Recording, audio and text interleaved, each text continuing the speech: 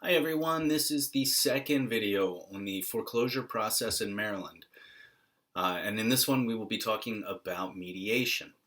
Now, this is a very specific part of the foreclosure process, so if you haven't already, you want to start with our first foreclosure video, and you'll find the link to that in the description below. That said, let's talk mediation. Now, as you remember from our first video, if you haven't been able to make payments on your mortgage, there are a few steps before you can apply for mediation. First, entering default. That happens when you skip your first payment. Second, you'll receive the notice of intent to foreclose. That'll be 45 days after entering default. Second, you'll receive an order to docket. That'll be 90 days after entering default. And then you'll receive a final loss mitigation affidavit. And that can be sent with the order to docket or sometime after. And when your lender sends you the final loss mitigation affidavit, they must also send a mediation request form. And this is where it gets started. Now, what is mediation? It's just a conversation between a homeowner and the lender with a third party, a neutral third party, the mediator. And the intent is to discuss the mortgage situation and see if you can work out an agreement to either stay or move out of the home. So everyone named on the mortgage has to attend the mediation. You can bring along a spouse, family member, or friend to support you. You can bring an attorney. The lender will probably have an attorney, and they usually attend over the phone.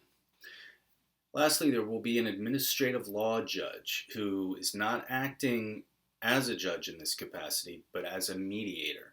So they are intended to be a neutral third party who helps the parties reach a voluntary agreement.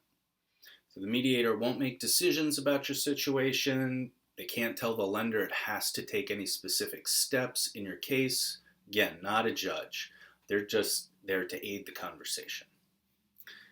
So if you decide to pursue mediation, for the first step, you have to file the mediation request and send payment of $50 within 25 days of receiving the final loss mitigation affidavit. So you've got 25 days to get that in. Within 5 days of receiving that request, the circuit court will forward it to the Office of Administrative Hearings. OAH, I'll just refer to that as the office. Step 2. The office will schedule the mediation to occur within 60 days of receiving the request. It is possible for them to extend that time up to 30 days for good cause, or even longer if all parties agree to it. The office will then send you a scheduling notice and also include instructions for all the documents that have to be provided both to them and to the lender's law firm prior to the mediation. And those documents should be provided no later than 20 days prior to the scheduled date.